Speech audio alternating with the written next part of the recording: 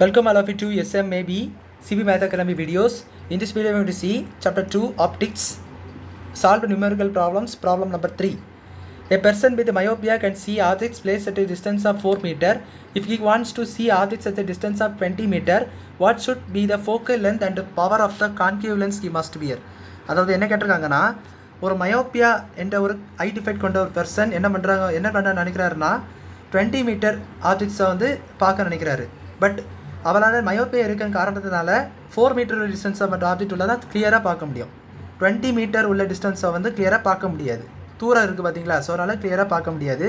So அப்படி பார்க்கணுன்னா அவர் எந்த மாதிரியான கான்கேவ் லென்ஸ் கொண்ட கண்ணாடி அவர் வந்து போடணும், கான்கேவ் லென்ஸ் எந்த அளவுக்கு பவரும் ஃபோக்கல்லேருந்து இருக்கணுன்றது தான் கொஸ்டினாக கேட்டிருக்காங்க. ஸோ பாருங்கள்,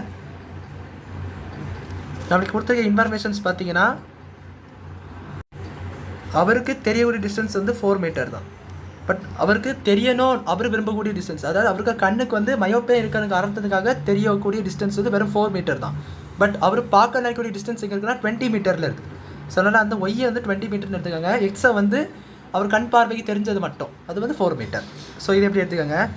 இப்போ இதனுடைய ஃபோக்கல்லேருந்து எப்படி கண்டுபிடிக்கணும் பார்த்தீங்கன்னா XY X + Yன்னு சொல்லிட்டு கண்டுபிடிக்கணும். X - Y. ஸோ X - Yல சப்ஸ்டியூட் X - Yல சப்ஸ்டியூட் பண்ணிங்கன்னா 4 × 20 by 4 - 20. ஸோ 420 are 80 அண்ட் இது பார்த்தீங்கன்னா -16 கேன்சல் பண்ணிங்கன்னா -5ன்னு வரும். So your focal length is -5. Power of the lens கண்டுபிடிக்கணும்னா, அதாவது அந்த பவர் கண்டுபிடிக்கணும்னா இது அப்படியே ரெசிப்ரோக்கலில் மட்டும் வேணும். So 1/f which is equal to 5 metre போட்டுருங்க. ஸோ 1 இது பை 5 -1/5 என்னது -0.2 d என்பது அந்த பவர் ஆஃப் த லென்ஸ், இந்த பவரோட யூனிட். ஸோ இதோட என்ன தெரியுது, நம்ம வந்து ஃபோக்கல்லேருந்து கண்டுபிடிச்சோம். ஃபோக்கல்லேருந்து என்னது XY X - Y சப்ஸ்டியூட் பண்ணிட்டீங்கன்னா உங்களுக்கு வந்து ஃபோக்கல்லேருந்து 5 மீட்டர் சொல்லிட்டு கிடச்சிடும். ஃபோக்கல்லேருந்துனா அவருக்கு வந்து அதை ஆப்ஜெக்ட் வந்து எவ்வளோ தெளிவு இருக்குது, அதாவது அந்த பவரோடைய ஐஸோடைய கண்ணாடியோடைய ஃபோக்கல் லென்த் வந்து எவ்வளோ இருக்கணும் அண்ட் பவர் வந்து எவ்வளோ இருக்கணும், இது ரெண்டும் கேட்டிருக்காங்க. அது ரெண்டுத்தையும் நம்ம வந்து கண்டுபிடிச்சிட்டோம். So focal length